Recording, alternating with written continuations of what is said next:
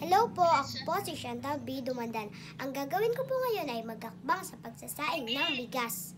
Una po sa lahat, kailangan po natin maghugas ng kamay bago magsaing ng bigas.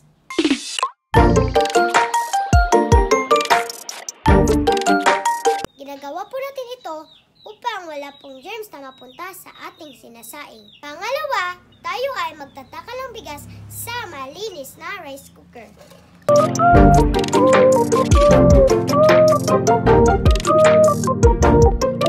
Pangatlo, hugasan ng mabuti.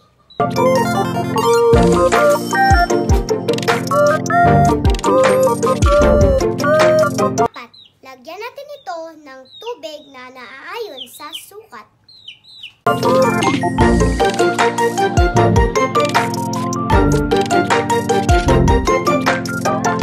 Panglima, takpan at punasan ang paligid puwetan ng kaserola bago ito ilagay sa rice cooker.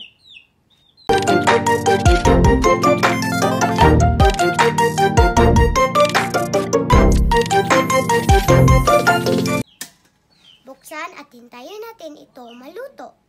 Pag naluto na ang bigas at naging kanin, pwede na itong ihain sa hapagkainan.